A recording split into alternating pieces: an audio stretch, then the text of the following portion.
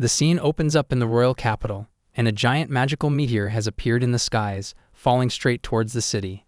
The majority of the people evacuated to the protection shelter. However, on the outskirts, there was a little girl staying in her home, and as she saw the meteor coming towards her home from the window, she wished for her father to come back and save her. Just then, a man arrived there. His name was Einwart, and he casually stood in front of the house, thinking that the meteor was indeed quite big. The royal capital's counterattack system got deployed, and they shot magical cannons towards the meteor, trying to destroy it before it could hit the city. However, nothing seemed to work, and it kept on closing in, destroying all the layers of the barrier surrounding the royal capital one by one. Seeing how it was turning hopeless, Ein finally stepped up, and he used his relative time stop ability to counterattack, and with a single attack, he completely obliterated the magical meteor without even breaking a sweat. After that was done, the little pieces of the meteor began falling down from the sky, which was nothing that the authority could not handle, while he, on the other hand, simply walked around, thinking that the Ministry of Magic does not even cover the cost of mana when life-saving. Nonetheless, he had heard that the girl inside this house was the one who initially rang the evacuation alarm bell, and he wondered if she was not able to get enough time to run away herself. Whatever the case, he just hoped that she was not a complete fool, and as he reached her room, there she was, sitting in a depressed manner, and he asked her if her name was Shannon. He told her that from now on, he was going to be her father and he had come there to pick her up. The orphanage had already granted him the permission. Hearing those words, she suddenly started crying, and he could not really understand why she was crying since now she wouldn't have to worry about anything, but she just kept on crying her eyes out, while he simply thought to himself that this was exactly why children were annoying. Still, he put down his staff and asked her if she liked to watch fireworks. At first, she did not understand what he meant, but then he picked her in his arms, and with his staff, he used the relative time upstream resin-esque to create magical circles in the sky and launched a bunch of fireworks, which made her extremely happy, and she finally stopped crying. Excitedly, she asked him if he could do one more, and he explained to her that it was a spell that used the magical meteor as a raw material. Therefore, even if she wanted him to do it again, he could not. With that said, she then asked him if there was any chance that the meteor would appear again, and he told her that that meteor was considered a disaster, which is why there was no telling when it would come again. Then she was about to mention a devil that she knew of which could help them with the raw material. However, she immediately shut her mouth and stopped right there. She turned away from him and started thinking that if she told him about the devil, then he wouldn't pick her up anymore. But at the same time, she wanted to see more fireworks as well. So she excitedly suggested that she could become the raw material herself, and he told her that she would die if she did that. She wasn't worried about it as she was certain she would be able to handle it, so he put it in simple words for her, and asked her if she became the firework herself, then who would be the one to watch it explode, and she finally understood. She got sad and wondered if he really could not make any more of those fireworks, and seeing her like that, he admitted that there were some pieces of the meteor that had fallen into the royal capital, and he could use them, but just then he heard something from outside. It was the soldiers from the royal capital's defense force, and they had seen Ein using magic in this magic-prohibited area, so they ordered him to come out of the orphanage at once and present his magic certificate. Ein agreed, and he stepped outside. He showed his magic certificate to the soldier and explained to him that it was used to protect a child who was unable to evacuate. Shannon came outside as well to see what was going on, and it turned out, after the soldiers read his certificate, they bowed down to him and thanked him for his cooperation. They addressed him as the first-class mage, and that really surprised her as she finally got to know that her new father was a first-class mage. Ein looked at her and promised her that from now on, he would provide her a better life than in the orphanage. Her face lit up, and she ran up to him and tightly hugged his leg. The soldier's tone completely shifted, and one of them respectfully asked him where he would be taking that child, to which he replied that he had received the permission to adopt her just today and showed that letter to them as well. Meanwhile, the other soldiers were still going through his certificate, and they noticed that his degree section was blank, which was very weird because it was known that without a degree, magic research wouldn't usually work. As Ein took his leave and walked away from there, the soldiers recalled what their captain had mentioned once. There was a genius mage in the Ministry of Magic who had not graduated yet, and it turned out Ein was that genius. Later on, he took her back to his home, which was not even a house, it was a castle, and that left her completely shocked. He casually stated that he had bought this castle because it was cheap, and with that said, from now on, it was her house as well. She got really excited and asked him if all of this land was seriously her house now. He nodded, which made her extremely happy, and she started running all around the place feeling like a king. Just then she saw that there was no bridge to cross the river and go to the castle. She asked Ein how they would reach the castle, and he just casually started walking on the water to cross the river, which left her stunned, and she stated that there was no way she could do something like that. However, he told her that she could actually walk on it as well. She wasn't too sure about that, but still, she listened to him and gave it a try. Turns out she actually could walk on water as well, and the moment she learned that, she got excited and started sliding across. They finally entered the castle, and before moving forward, he once again introduced himself to her as Ein Schwert and told her that from this day on, she was Shannon Schwert. Furthermore, he also informed her that he was the head of the best magic atelier in the Ministry of Magic, and also made it clear to her that the reason why he adopted her was purely so that he could do his research. Because his chief was a bit of a weirdo, Ein was now tasked to raise an orphan with magical powers into a mage, and his chief said that if he did that, he would be allowed to continue doing his stupid research. Confused, she asked him why he was calling his own research stupid, and all of a sudden he got really pissed as he started shouting that those guys in the higher-ups were just too stupid and incompetent to understand his research. They called him a genius, but even that was not enough because he was someone who was going to leave his name in the history of magic. But those guys were just idiots who did not believe in him.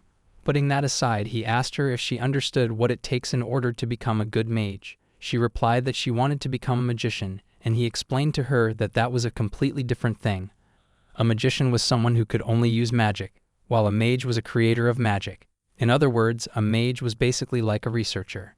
With that said, he also asked her if she knew what a good mage needs, and she answered that it must be smartness. She was indeed right, and because of that reason, he told her that he did not need a stupid daughter, as he was the head of the best magic atelier in the Ministry of Magic. She repeated it after him, and hearing her say those words did make him a little proud, so he patted her on her head, and was glad to see that she understood what it meant to him. With that said, she was free to pick whichever room she liked, and he gave her the tour of the castle, showing her the study room, the reception room, the banquet room, and lastly, the throne room. Seeing the throne, she got way too excited and ran straight towards it. She sat on it, and the moment she did, suddenly, she heard a creepy voice whispering to her in her ears and telling her not to touch the throne. She got scared and ran to Ein, asking him what that strange voice was, and he told her that it was not just a strange voice. Turns out it was a low-grade ghost, which was an essential part of the old castle and his magical research, and the moment it showed itself to her, she was absolutely terrified and started screaming. He assured her that it wouldn't harm her, and as a matter of fact, she could even try touching it. But she was simply too scared and hid behind him. So he used the purification spell to get rid of the ghost. With that done, he told her that there was no need for her to be scared anymore. However, she was still clinging to his leg, and he had no clue why she was not letting go of him. There was still the possibility that it might appear again, so with that in mind, he asked her if she wanted to try out using magic. If she could learn how to do the purification spell, then she wouldn't have to be scared of ghosts anymore, and hearing that, she asked him back if it was even possible for her to do it, and he replied that it was quite easy. He instructed her to bring forward her hand, and then he explained to her that the purification spell was one of the most basic magic there was, and all she needed to do was focus on her hands, from where she would release her magic power after collecting it throughout her body and then leading it towards her fingertips. She did all that and tried to execute it. However, nothing happened, and she got a little sad. But then Ein instructed her to do it again, this time as hard as she could, and she kept on trying while he observed that the light coming from her magic was quite strong, which was very impressive because it was not often one could have that much magic inside the body. But at the same time, because of that, controlling that much amount of magic also becomes extremely difficult. And that's exactly what was happening to her. He recalled that there was even a paper stating that magic could not be used if a person's magical power exceeded a certain amount, and he wondered if she fell into that category. After failing multiple times, she decided to stop for today, and he said to her that she should not give up so easily and keep on trying. However, she, on the other hand, got a little depressed, and when he reminded her that she was the one who said she wanted to become a magician, she started crying and shouted that she did not want to. She ran away from him, and he just stood there, thinking to himself what was going on with her, even though she was so eager just a while ago. He went after her, and walking through the hallways, he called out to her, asking her where she was, but there was no response, and he could not seem to find her even after searching all the places he could think of. This was another reason why he always hated kids, and he still could not understand what she was thinking, since she herself was the one who said she wanted to be a magician. Nonetheless, he continued to search for her. Later on, along with Shannon, he went to pay a visit to David, and he questioned him why he had not cut the magic line even though he had clearly told him to cut it after using it externally, reminding him that it could be abused if it gets detected. Annoyed, David responded that all that was just based on a theory because there were no mages who could do that anyways. However, Ein simply stared at him with cold eyes, and he agreed to listen to him, and went ahead to cut the line. Just then, another man came up to him, and addressing him as chief, he asked him how his previous mission went. Ein informed him that he got fired, which left his subordinate completely stunned. Furthermore, he also informed him that he was going to leave the Eternal Tree Regia to him now, which shocked him even more. Meanwhile, David was overhearing them, and he was also a bit surprised to hear that Ein got fired. Suddenly, Shannon appeared out of nowhere, and she was fascinated seeing such a giant crystal in there. David stopped her and told her it was not something she should touch. But then, on second thought, since she was with Ein, who he absolutely hated, he decided to have some fun instead and told her that she was free to watch it up close and even touch it. She got excited and went straight for it. And the moment she touched it, something started happening to it, and it shined brightly. David began his acting and put all the blame on Shan, shouting that because of her, the magic was going out of control. But Ein understood there was no time to waste, and he began casting a spell. David, on the other hand, could not stop smiling, thinking to himself that since he had rampaged it to its limits, there was no way a degreeless guy like Ein would be able to stop it, and the main reason why he was doing all this was just to get back at him for always ordering him around till now. However, all of a sudden, Ein used his magic, and he straight up destroyed the whole crystal, which left him completely stunned, as he could not believe that he directly blew up the core inside the crystal to forcefully stop it. He looked at David and pointed out that a second-rate mage should let the magic go out of control like that, and even if it does, even a third-rate mage could stop the magic that was out of control. Seeing how he did neither of that, Ein questioned him if he was still an amateur or something, which only made him even more frustrated, and in his mind he started cursing him, calling him a degreeless idiot. Still, he had no other option but to bow to him. Shannon then walked up to him, and like always, she was once again amazed with his skills and praised him. With that said, the two of them left the place and went back home. Later in the evening, after they reached back home, he informed Shannon that he was going to go ahead to do some experiments, and he wanted her to behave and stay right there in the throne room. As he walked away, he wondered what he should do next now that he was jobless. He could focus on the study of the cogwheel architecture for now. But then suddenly, just as he was about to enter his room, Shannon popped up out of nowhere and was surprised to see what an amazing room it was. She wanted to go in with him and said that she would just watch quietly since he had told her that she was not allowed. But then all of a sudden he shouted at her and stated that she must not go in that room. That really startled her, so he calmed down a little and explained to her that the workshop for mages was basically like their sanctuary. On top of that, if she were to go in without permission, she could even get killed. He promised her that he would let her enter inside once she became a mage herself. However, she just started crying out loudly, and of course he had no idea how to stop her crying. So to change that subject, he asked her what her favorite thing to eat was. Cut to a few moments later, he made pancakes for her, and her mood was completely back to normal, as she absolutely loved those pancakes. Ein was just happy to see that she was happy. Just then, he received a magic transmission from his friend Gitch, and as soon as he picked it up, Gitch was yelling at him, saying that he had messed up yet again. Confused, Ein asked him what he was talking about, and he informed him that during the adoption application process, the government checked his enrollment, and they had now found out that he was not even part of the Ministry of Magic anymore. Because of that, his adoption application was also going to get cancelled now. Ein got up and asked him if there was anything he could do to avoid that, and he answered that he was only able to help him because he was a mage who was part of the Ministry of Magic, and his income and looks were also far better than most foster fathers. But now it was a completely different story because he had stopped working at the Ministry of Magic. Ein pointed out that most foster fathers don't work at the Ministry of Magic either, but then Gitch simply asked him if he had even thought about his kid when he just randomly decided to stop working at the Ministry of Magic. And with that said, he also asked him what was more important to him, his experiments or the girl. Hearing that, Ein went silent for a moment, while Gitch further said to him that if he really wanted to be with her, then he should prepare 8 million zira for child support, because if he does that, then the application would go through as well. Obviously, Ein did not have that much money on him, and when he told that to Gitch, he simply replied that he should just give up then and send her back to the orphanage, which would be far better for her anyway. With that said, he hung up, and there was more that Ein wanted to talk to him about, but he couldn't. Shannon heard him shouting, so she went to his room and asked him if there was any problem. She had a feeling that it must be her fault, as she believed that wherever she goes, bad things always happen. Because she was such a bad kid, that's why her mother left her as well. Ein assured her that there was no problem at all and asked her to be quiet since he had some experiments he needed to do now. She listened, and as he entered his magic workshop, the only thing running through his mind was that 8 million zira, and to get that much amount of money, he knew that he would just have to finish the cogwheel architecture. About 90% of the experiment was already done, and the one unique feature that this cogwheel architecture had was that a person with even no magic powers could activate a magic circle. The only thing that was left now was the final inspiration. However, even though he had failed multiple times now, he just could not seem to find the reason why he was failing and what it was that he was lacking. The cogwheel architecture on which he had spent 10 years was just looking like a bunch of junk stacked on top of each other as long as it did not start to work. He recalled something that one of the 12 wise sages, Azavenia Babylon, had once said, and that was, "If no final inspiration sparks, then these shall return the life into nothing." The only thing that was in his way now was that one piece which could differentiate a genius from an ordinary person.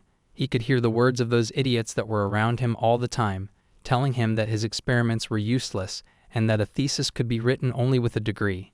Just thinking about all that made him frustrated, and he slammed the table.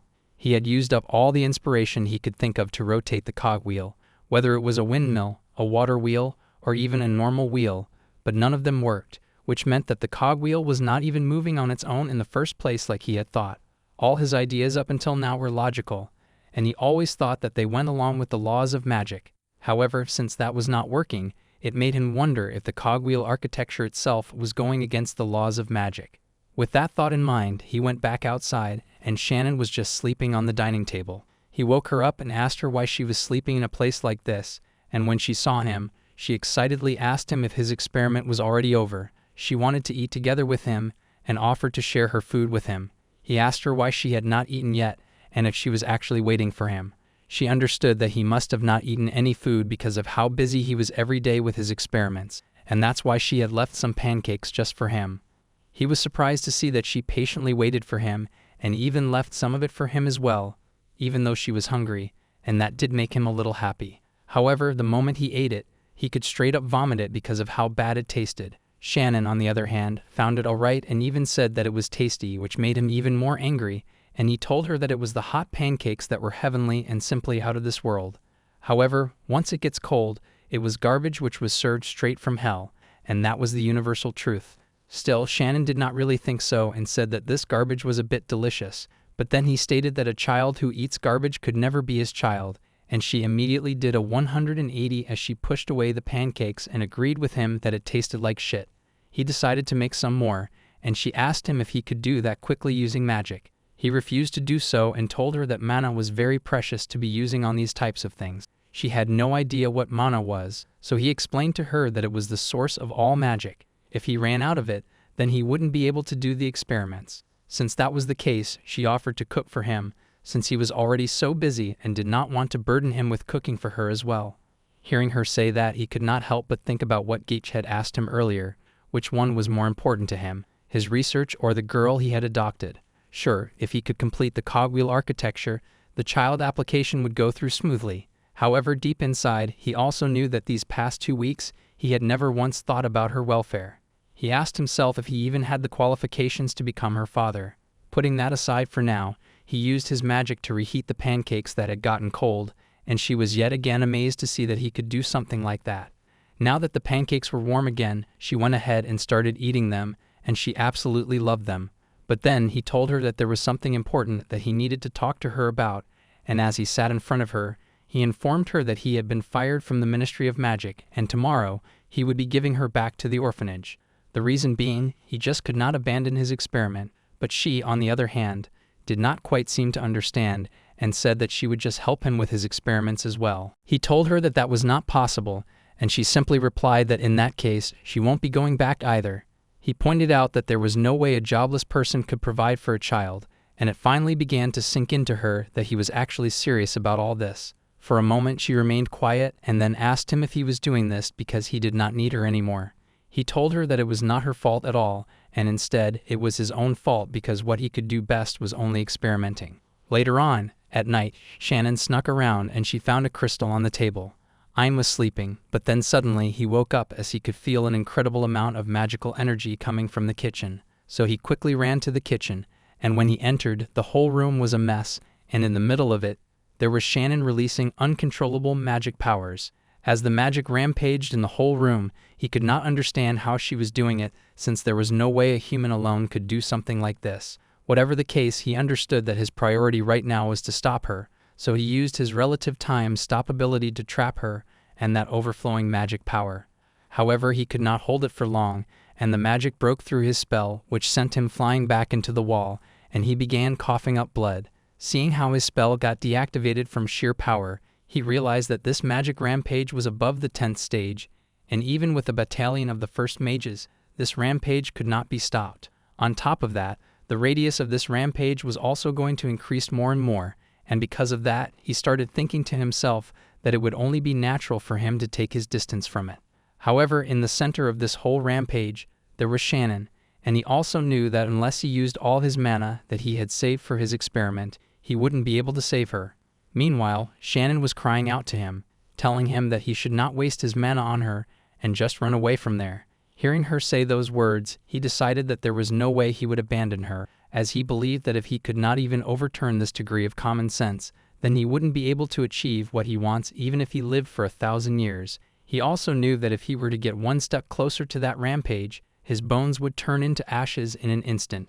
But in a magic rampage, there was always a weak spot around its circle, and he just needed to figure out where exactly it was. He used one of his spells to find out a safe path through which he could get to Shannon, and as he went closer to her, he called out to her, telling her to hold his hand so that he could directly restrain her mana. She put forward her hand, and he was finally able to catch her. But then, even though he used his magic to restrain her mana, to his shock, the rampage was not stopping, and he had no idea what was happening. Just then, he noticed that Shannon was holding his cogwheel in her hand, and it had gotten dark because of her blood that was splattered on it. In that moment, something clicked to him, and he got an idea. Meanwhile, Shannon was bawling her eyes out, and she kept on apologizing to him for causing all this and not listening to him, even when he told her not to touch any of his experiments. He simply smiled and said to her that she had done nothing wrong. In fact, he believed that someone who stops trying just because they were told by others that they could not would never succeed. There was an area that was only reachable to those who made mistakes. With that said, he told her to watch closely, as what she was going to witness next was the world's 13th fundamental magic, the Cogwheel Alchemist. Using the cogwheels, he poured everything he had into that one spell, and he finally destroyed the magic rampage by shooting a beam right into the core. After the dust settled, he hugged Shannon from behind and apologized to her for keeping her waiting, assuring her that everything was fine now. She was still crying because her careless actions had destroyed their house completely, and she felt really bad. However, he simply told her that she did not need to cry for dirtying the place a little since they could just clean it. She asked him if they could seriously clean it, and in response, he simply asked her back if she still remembered who exactly he was. She remembered that and stated that her father was the most amazing mage in the world. She was absolutely right. Later, the news of Ein's accomplishment got spread everywhere, and people could not even begin to comprehend how something like that was made possible, since it was widely known that artificial devices like cogwheel architecture could not even compare to the fundamental magic, while Ein had gone ahead to create the 13th fundamental magic. However, most importantly, the developer of this device was not listed in any paper, meaning that Ein's involvement in this whole thing was still a secret. Speaking of which, now that his house was destroyed, he sat in the garden, still experimenting with a cogwheel, while Shannon was running around excitedly since all the papers were talking about her father's achievement. He asked her if she was even capable of reading the words written on the paper, and she got on his lap, put the paper on the table, and told him that the paper said that the greatest achievement of the last 700 years had been made, which was the development of the 13th fundamental magic, the cogwheel architecture, and the one who did that was none other than her papa. She then pointed out a symbol that was on the paper and asked him what it was, to which he replied that it was an autonomous activation magic circle. She had no idea what that was, so to explain it to her, He first brought out his staff and told her that it was the tool that he had created for the magic circle Resunis. In simple words, it was a magic tool with the magic circle for Resunis built in, and the main purpose of that staff was to stop time. She took the staff and tried to activate the spell herself, but of course nothing happened, which left her confused, while he briefed her that even with a magic tool, the magic could not be used just like that unless the caster used the correct amount of magic power to activate it. With that said, he handed her a cogwheel and told her to aim it at the pillar in front of them while thinking of her favorite shape. She did that, and suddenly she was able to create a magical orb out of nowhere, which left her completely stunned. Confused, she looked at him, waiting for him to explain things to her, but she noticed that his eyes seemed different and he was staring at the ball, so she asked him if he was thinking about something. He informed her that what she had created was the current autonomous activation magic circle, and although there were some requirements, using that, anybody would be able to wield magic. She then asked him how exactly he was able to finish it since he had been stuck on it for a while now, and he answered that when he looked at the blood on the cogwheel, he noticed that there was a flicker, and that gave him an idea. Just like how the heart instinctively remembers to beat all the time, if he could incorporate the cogwheel into the heart, instead of using magic power, it could use life force instead and would continue to keep spinning. Because it was always staying activated, spending magic power was not required anymore to activate the magic circle, and with that theory in mind, at that moment, he was able to transform his own heart into a cogwheel. Turns out, it actually worked, and as he solved the final piece of the problem, he was finally able to complete the cogwheel architecture. So in simple words, his own heart was basically a cogwheel, and shocked, Shannon asked him if it meant that he was already dead. However, he explained to her that he was not dead. Sure, the heat from the architecture was making the air in his lungs feel like fire, but what mattered was that he was still able to breathe, and the core of the architecture was like a tree, which was allowing his body to move. That was the true essence of the magic. She did not care about any of that stuff, and was simply happy to hear that he was not dead. But then, he also mentioned that if his theory had been against the laws of magic, then he would have surely died right on the spot. But even though he knew that, at that moment, he felt no hesitation at all and still tried it out because, above all else, he only wanted to save her. Hearing that made her even happier, and she stated that that meant she was able to help him in his achievement as well. He then changed the subject and got back to what they were discussing the other day about her going back to the orphanage, but before he could say anything, she ran away and hid behind the ball, covering her ears as she did not want to talk about it.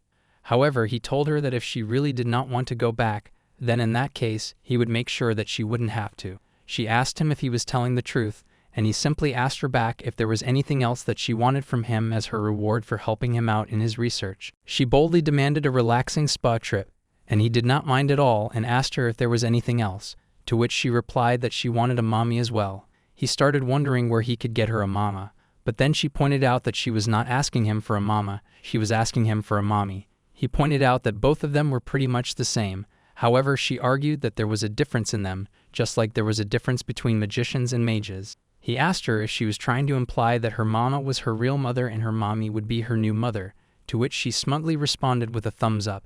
He understood her point, and in fact, he also felt that it was fair for her to ask for a mother since, right now, she was stuck with a man who was interested in nothing but research.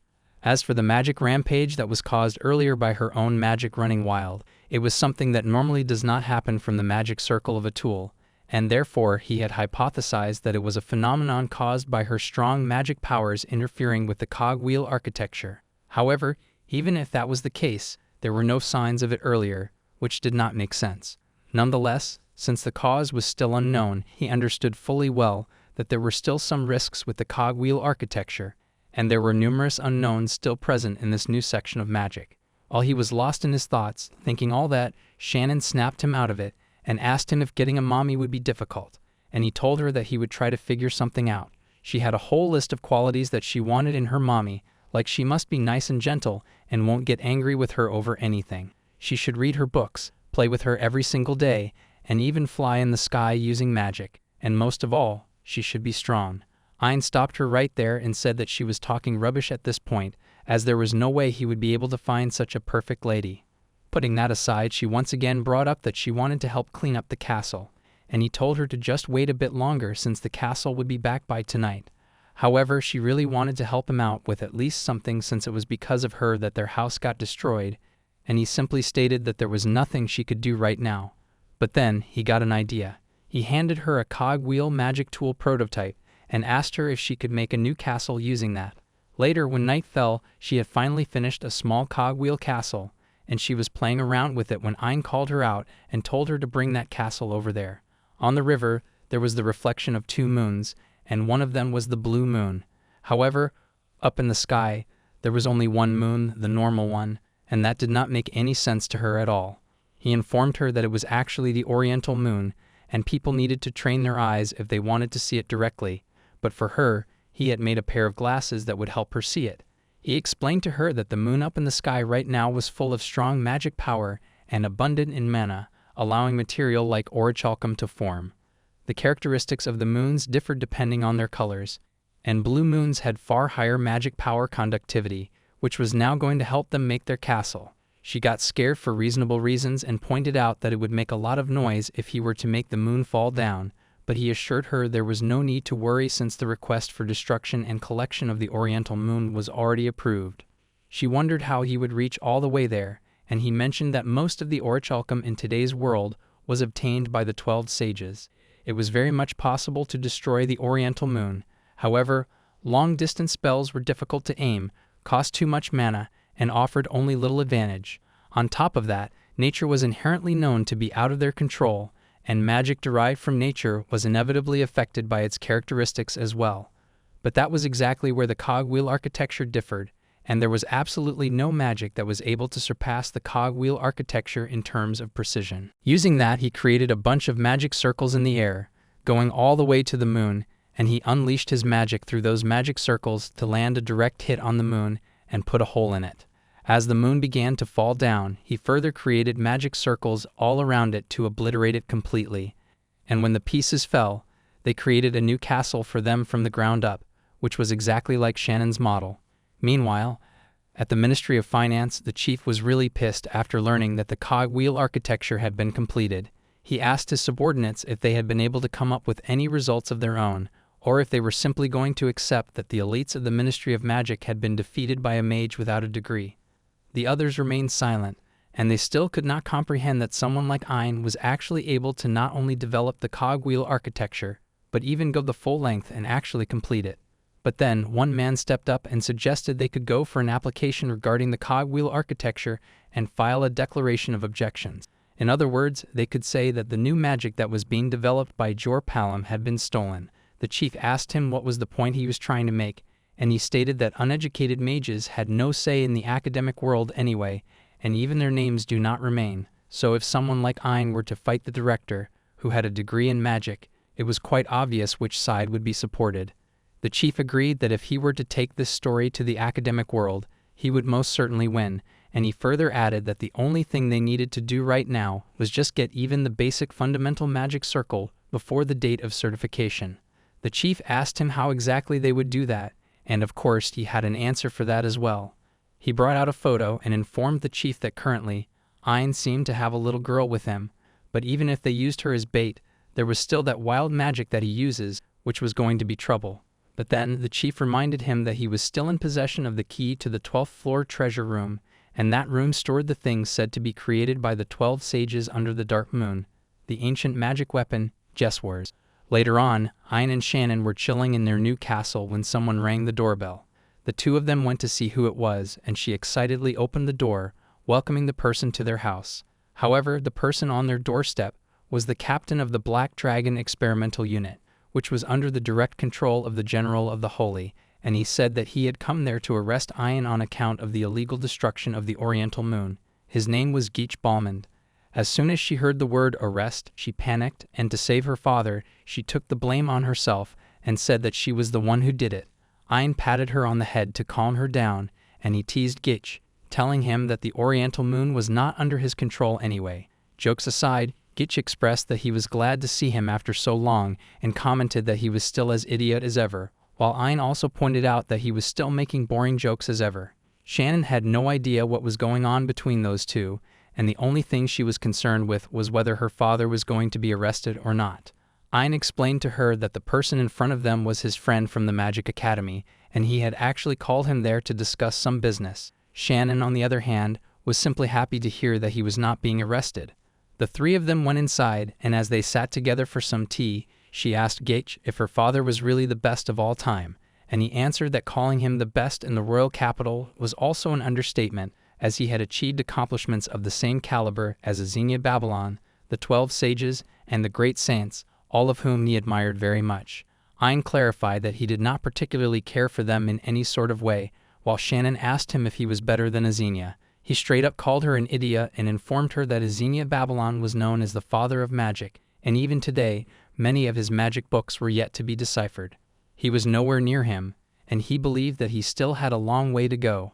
However, she was quite confident that he would be the first to be near him, and that left him speechless for a moment. But then Gitch commented that that would be impossible since Ein here had far too bad of a personality, and he simply replied that he was not particularly looking to be anyone special. Putting all that aside for now, he got down to business, and Gitch handed him a letter that he had brought for him.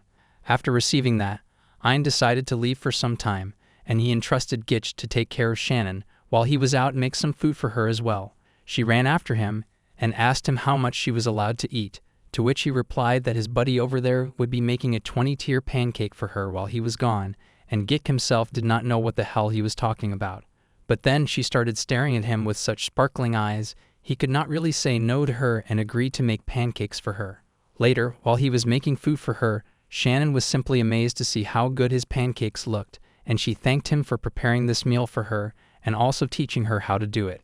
She also brought up that Ein had agreed to find a mommy for her. However, Gitch did not really react to it much and simply said, "Nice." She asked him if there was something going on in his mind, and he remained silent for a moment. He asked her back if she had ever heard about the magic stone disease, but she had not. So he explained to her that it was an incurable disease which turns a person's body into a magic stone. There was a student at the Anderson Magic Academy that had been studying about it for a while since his father also suffered from the magic stone disease. However, there was no way that a mere student could find a cure. A few days before the father died, he said to his son that someday, the results of their combined research would help save many lives, and when that day comes, his life's work would not have been wasted. Yet the father's superior who came to his funeral dismissed him as a fool because he saw him as someone who had died in vain and had left no results for his research. The son did not say a single thing back because that superior was Goldberg Adam, who was the current head of the Ministry of Magic, and he was not the kind of person that students were capable of standing up to. However, the son was none other than Ein, and even though he was frightened, he told Goldberg to his face that he was wrong and his father was not a fool. Of course, as a result, he was expelled from the Magic Academy, and it was declared that he won't ever be able to get a degree. It was an old rule of this country that the name of a degreeless mage could not be published within the academic world, and because of that, he was never going to be recorded within the history of magic, even when his research was practically capable of redefining it. She asked him if that meant that he was never going to become someone great, to which he replied that holding a license was one thing, but gaining honor was completely different. If Ein had simply bowed down to the head of the ministry and said that he was in the wrong, he would not have been expelled from the academy and would have become a great man who would leave his name in the history of magic while still alive. But now, it seems unlikely. Even though he was arrogant and socially inept, he was very sincere when it came to magic, and of course, everyone wanted to gain the same respect as the 12 sages and saints, but he was a complete weirdo who always said that it did not matter to him if he became the minister of magic or not. The only thing he cared about was magic itself, and he was quite stubborn about that. Later, Gitch took his leave, and he even put a box near the front gate so that Shannon could lock the doors. Then at night, someone rang the doorbell, and she excitedly went to open the door, thinking that it must be her papa. However, she noticed that the door was already open even though she had locked it earlier. She looked outside to check who it was when, all of a sudden, a hand appeared behind her and kidnapped her.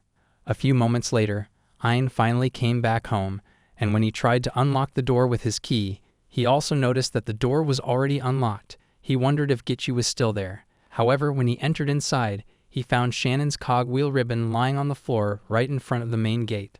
All of a sudden, the floor beneath him started shaking, and a massive fist came out that tried to attack him, but he managed to dodge it just in time. As it went back underground, he followed it, and he himself was shocked to see that there was such a hollow cavern down there, even though it was not there before.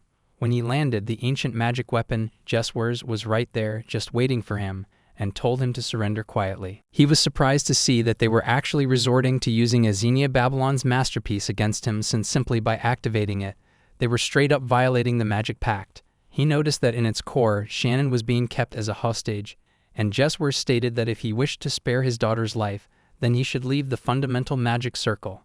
Hearing that, he started wondering if they were trying to steal the right to the cogwheel architecture from him, and since Shannon was being kept within its core, he understood that it must be getting controlled remotely, and if that was the case, he knew for a fact that the magic line must be connecting back to the caster, which was indeed the case. Ein showed him the fundamental magic circle that he was looking for and even agreed to give it to him, but first, he wanted him to release Shannon.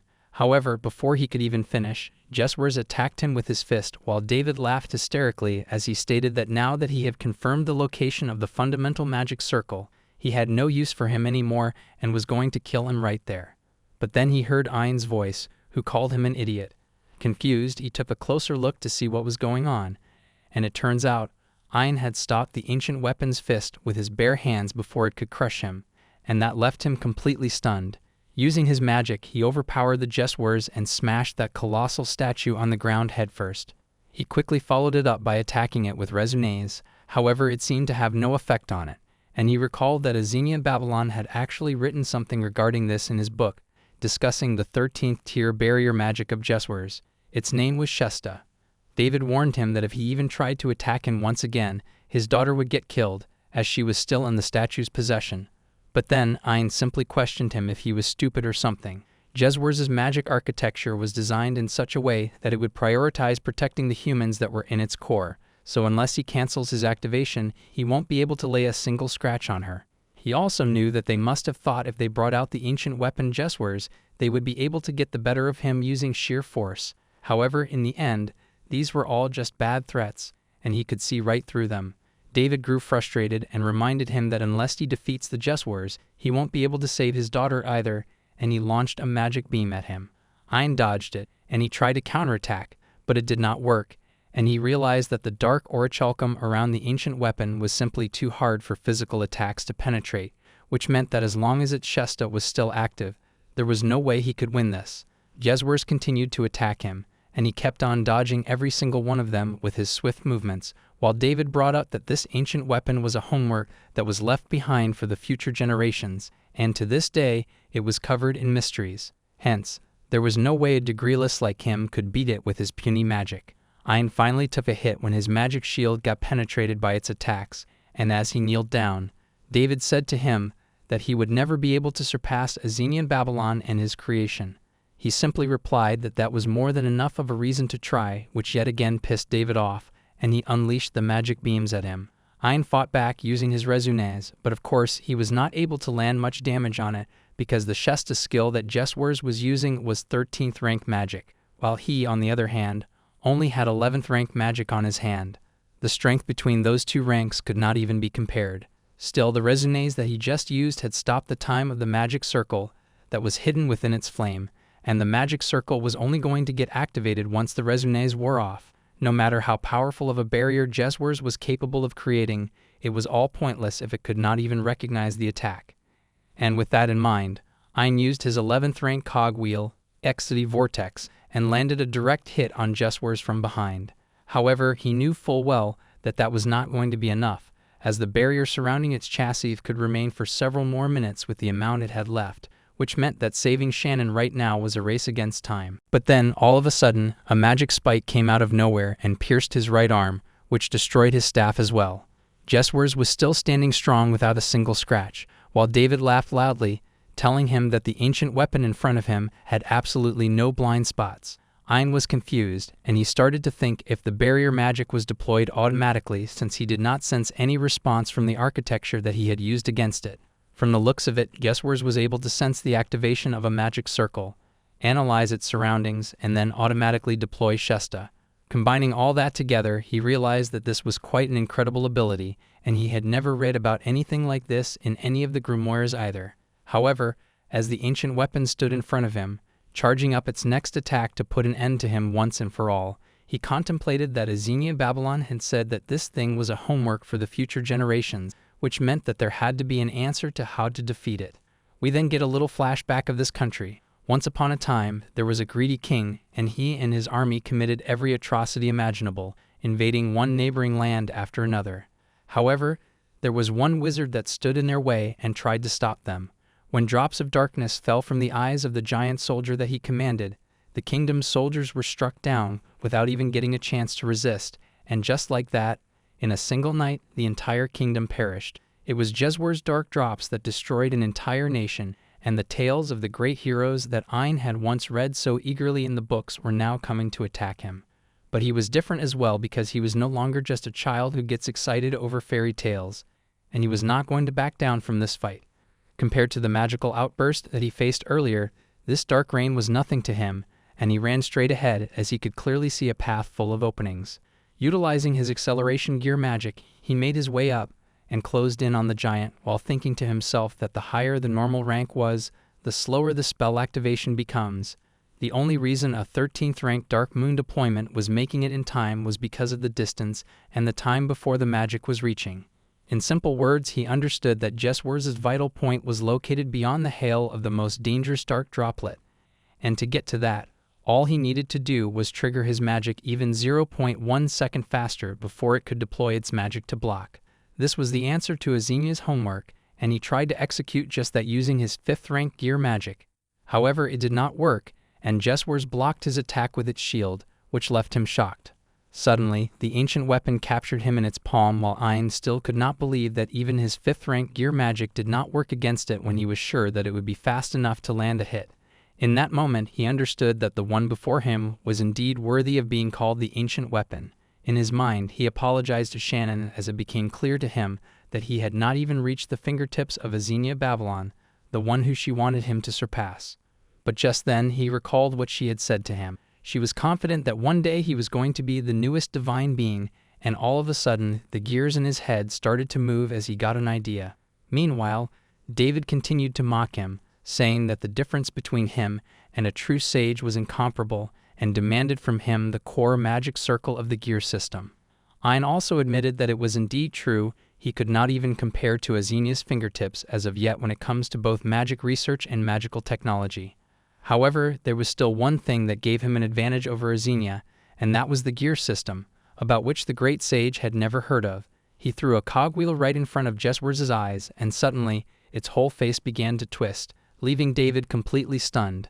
Turns out, most of the mechanical magic circles that moved Jeswer's were located in its head, and now that Ein had transformed it that much, he wondered if it could still deploy its dark moon with the same precision as before. He unleashed a magic spell right in its face at point-blank range and straight up blasted its head off. David could not even begin to comprehend what just happened, and he wondered why only that gear had the dark moon on it, while Ein freed himself from the grips of Jeswer's and brought up that the gear system was a magic which was developed so that even people without mana could use it.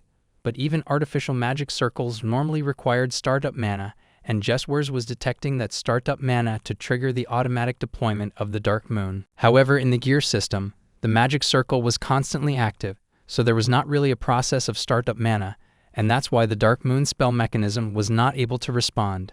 The gear system was the first in history which was a self-powered artificer magic circle that required no mana transmission whatsoever, and it was pretty much impossible for Azinia Babylon, who was born 1800 years ago, to even think about implementing such a countermeasure. He quickly freed Shannon from its core and hugged her tightly, apologizing to her for keeping her waiting for so long and assured her that she did not need to worry about anything anymore. She was unconscious with tears in her eyes, while David, on the other hand, was panicking, thinking about what he should do now. But then he tried to calm himself down and kept telling himself that he was still safe since Ein had not realized who it was that was controlling the ancient weapon. However, Ein looked directly into his eyes and said to him that even though he does not know who the hell he was going to make sure that he does not get away from this crime he committed for the rest of his life, sending chills down his spine. Even when David was completely terrified, he did not want to back down and kept trying to think of a way to get back to him, while the chief, sitting behind him, questioned him. How exactly was he going to take responsibility for all of this now?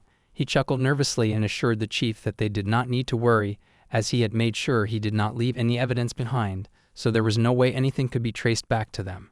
However, all of a sudden, Ein activated the reverse transfer spell, and David got teleported right in front of him. Seeing his face, he started trembling and fell down as he wondered what the hell just happened. While Ein told him that the Jeswers had a spell that transfers the connected caster to the driver's seat through magic lines. It all came back to the same thing that he had told him the last time they met, that he should always make sure to cut the magic line to the outside once he was done using it. At that moment, David remembered that he did say if the magic line gets traced back, it would be exploited, but David did not pay attention and argued that it was just a theoretical point and no mage was actually able to pull that off. But of course he was proven wrong now, as Ein was not any ordinary mage. Frustrated, he tried to attack him head-on, but then suddenly he got wrapped up in chains that stopped him from moving even an inch, and he began screaming as the chains continued to tighten up. Cut to a few days later, Gitch went to pay Ein and Shannon a visit to their castle. And when he arrived there, he was a bit confused to see that they had decorated the entire place. He asked them what they were doing. Shannon, with a plate of pancakes on her head, told him that it was her rescue commemoration party. Gitch got straight to the point and asked him if he still remembered why he had come there, and he simply replied that they still had some time until the carriage arrived, so in the meantime, he should just join them and keep him company. Shannon jumped in and said that she and Gitch were going to put on a show as well, while Gitch himself had no idea what she was talking about. She wanted to perform an act showing how her rescue plan went, where she was going to play herself, Ein was going to play himself, while Gitch was going to play the role of Jeswers. Ein stopped her right there and scolded her a little, saying that even though he agreed to have a party, she should not act selfish and do things like these that made no sense at all. She got emotional and apologized to him, but then seeing her like that, he also felt bad, so he agreed to play along and included Gitch as well, without even getting his consent. Then Gitch stopped him right there and questioned him what the hell he meant by that, to which he simply responded that it could not be helped, and adults have no choice but to go along with children's games. Gitch was just surprised to hear him say something like that, since he was never the guy who would say such sensible things before, and asked him if he still remembered how he used to be when he was little. Ein tapped on his shoulder and told him that he did not like it either, but that was not the main issue here, because he was still going to play himself, while Gitch had to play the villain here, and it was not the same at all, not from a long shot. Shannon, on the other hand, had already started acting, and she began rolling on the floor, shouting that the Jeswers was coming. Gitch finally gave in, as he agreed to play along. He went up to her and did his half-assed acting, saying that he was the ancient weapon. However, Shannon paused him and told him that he should put in more effort and act seriously. He had no idea what the hell he was supposed to do since he had never even seen the real thing, but she told him that she believed in him and that he could play Jeswers easily since he was able to make a 10-layer pancake, while he just stood there thinking that had absolutely nothing to do with it. Meanwhile, Ein went into full details and informed him that the ancient weapon was 95% dark orichalcum, 4% adamantite, and 1% titanius leaf, but that was not the information that he was looking for, and it was not even helpful. The two of them then guided him and told him that he should spread his legs and arms more, and then let out a loud shout. Again, that was not helpful, because even though he had never seen the real thing, he was pretty sure that the ancient weapon was not supposed to scream, but she argued that she had heard it herself, and Ein agreed as well that she was telling the truth, and it did actually scream when he fought it. Since he did not really have much of a choice, Gitch went ahead and tried his best to let out an intimidating scream. Shannon praised him and said that he had real acting talent in him, while he, on the other hand, was not too sure about that, so he looked at Ein, who simply told him that he should stay strong. Embarrassed, he decided to leave, while Ein asked him to stay just a little longer since Shannon was actually having fun. But then she went ahead and said that she wanted to do an impression of Jeswers together with both of them. She began clinging to his leg, saying that the three of them must do it together since the ancient weapon was really big.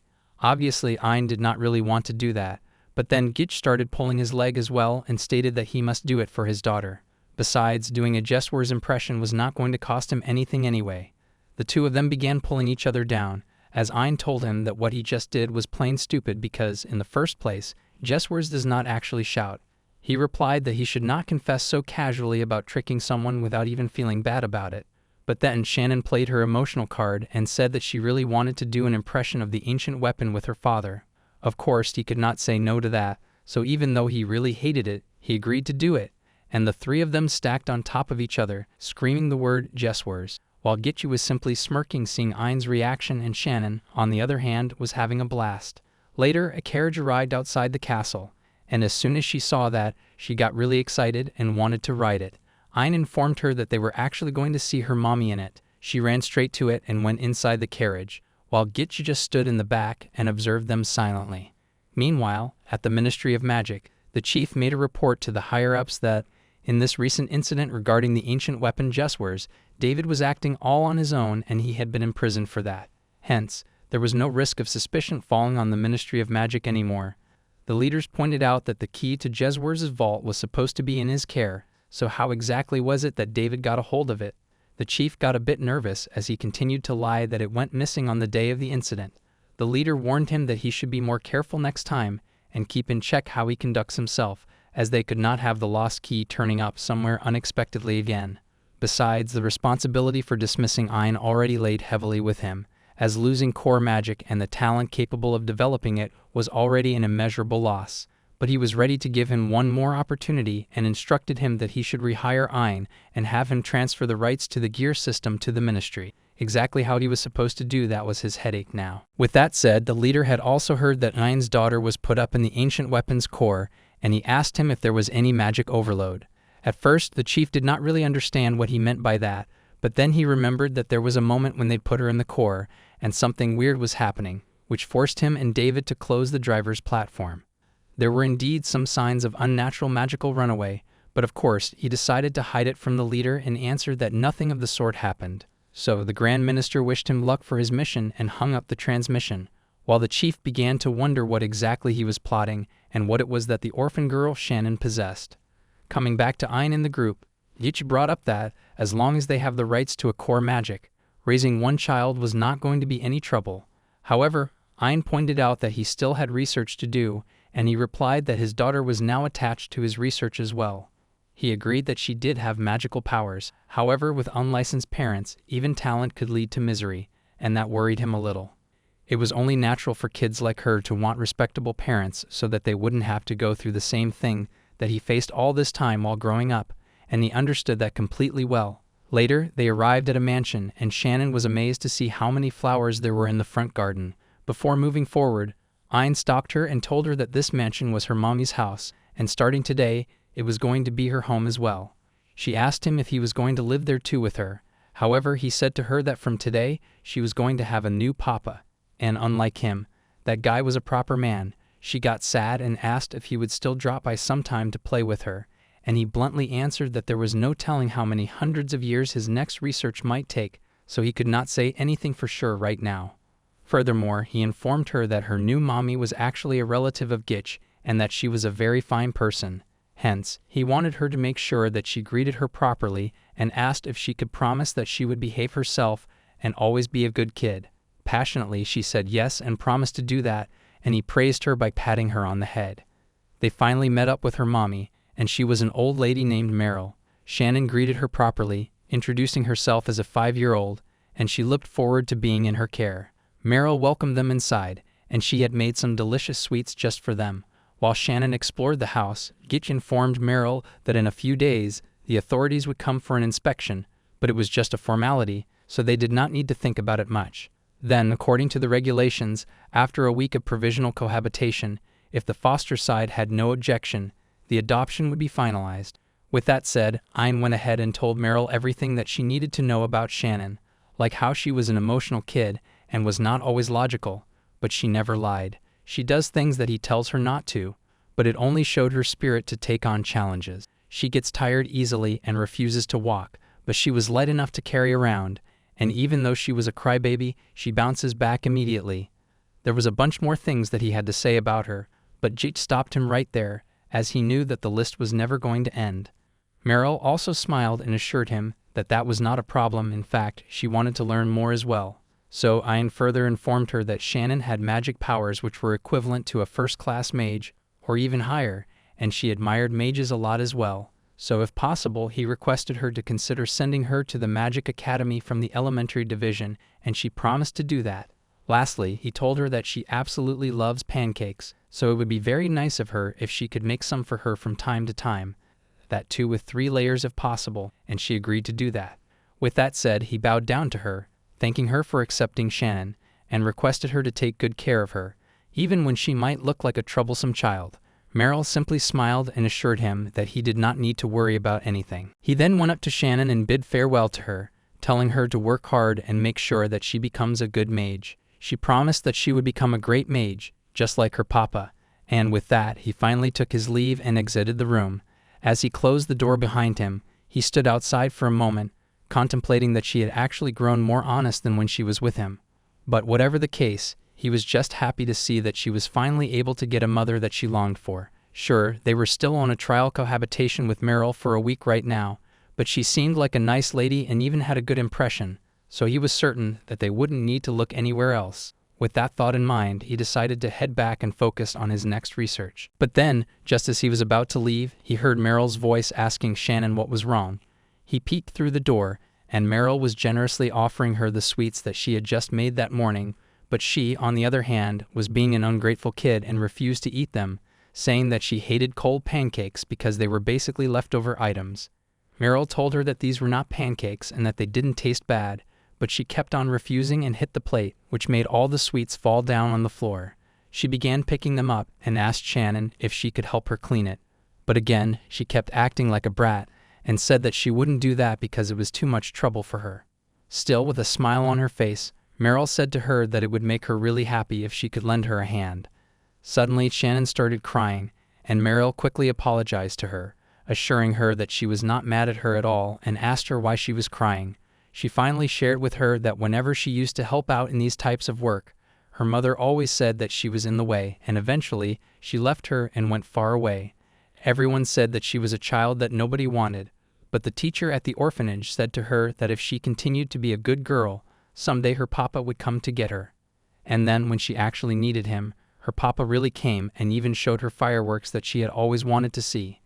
Hence, she believed that once his research was finished, her papa would once again come back to get her, and until then, she was going to be a good girl and wait for him because, after all, he had made a promise to her. Meanwhile, Ein was listening to all this from outside, and he realized that all this time, every word that he had ever said to her, like how he told her that a kid who eats leftovers was not his kid, and that she should come up with ways to make troublesome things easier, she had been taking his words to heart. All this time, she was simply following his instructions, never doubting that he would come back to get her. Meryl then asked Shannon if she had any idea how long it was going to take for her papa to finish his research, and she answered that he said it might take him hundreds of years. With sad eyes, she asked him if she understood what that meant. However, Shannon, on the other hand, continued to smile, and she was confident that it would be over sooner than that because, after all, her papa was the best mage in the whole world. The moment Ein heard her say that, he froze completely, and without wasting a second, he went back inside the room. Excitedly, she went up to him and hugged his leg as she asked him if his research was already over. He simply patted her on the head and then bowed down in front of Meryl and told her that he was ready to give her the rights to his magic. She asked him to raise his head up and assured him that he did not need to do anything like that because, for some reason, she already had a feeling that this would happen ever since the first day they talked about this whole thing. Because he had been so worried about her all this time, she knew that he would surely come back very soon. He was left speechless when she was able to see right through him, and he simply once again bowed down to her, thanking her. With that out of the way, he and Shannon took their leave and left the mansion together. As the two of them walked back, he brought back the subject of when she was kidnapped and asked her if she was scared when she was trapped in the ancient weapon, Jeswor's core. But she, on the other hand, laughed and said that she was so amazed by how awesome and cool it looked that it made her tear up. Hearing that, he just patted her on the head once again and was very proud of his kid, which made her extremely happy as well.